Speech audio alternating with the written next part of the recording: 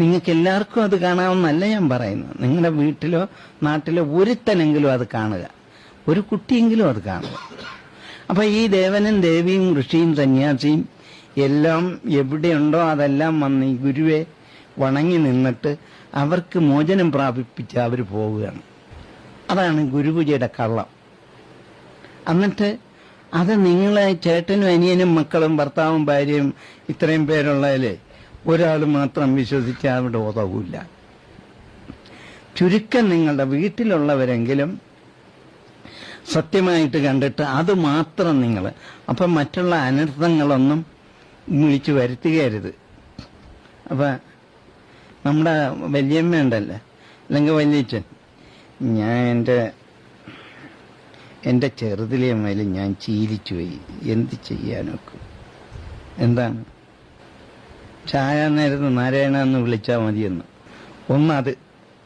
രണ്ടാമതെന്താണ്, ദേഷ്യം വന്നാൽ കുറെ ചണ്ടാലിത്തരം പറയുമ്പോൾ അവന് പൂർണ്ണമായിട്ട് സുഖമായി അവന്.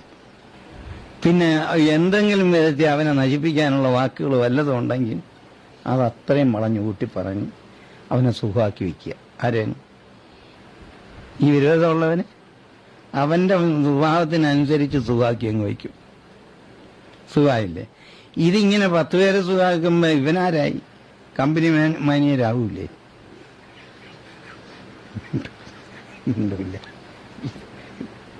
ആകുമില്ലേ? ഇതാണ് ഇവന്റെ കമ്പനി തരം. അപ്പൊ ഈ മുട്ടാളത്തരമൊക്കെ പകർന്നു വെച്ച അറിവുകേട് ഈ ധർമ്മം നമ്മളെ എവിടെയാക്കി? നമ്മുടെ ധർമ്മത്തെ പൂർണ്ണമായും നശിപ്പിക്കുക. ഇതിനാണ് നിങ്ങൾക്ക് 2 തെളിവാണ് ഇപ്പം ഞാൻ തരുന്നത്.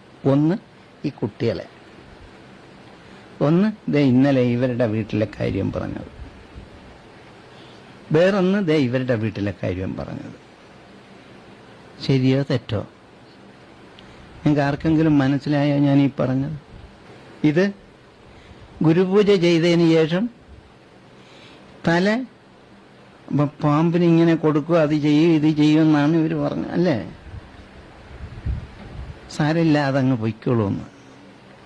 ഇത് ചെയ്തപ്പോൾ അതിൻ്റെ ആത്മസുഹൃതത്തിന് വേണ്ടി തെളിഞ്ഞു നിന്ന വസ്തുത അവിടെ നിന്ന് മാറി.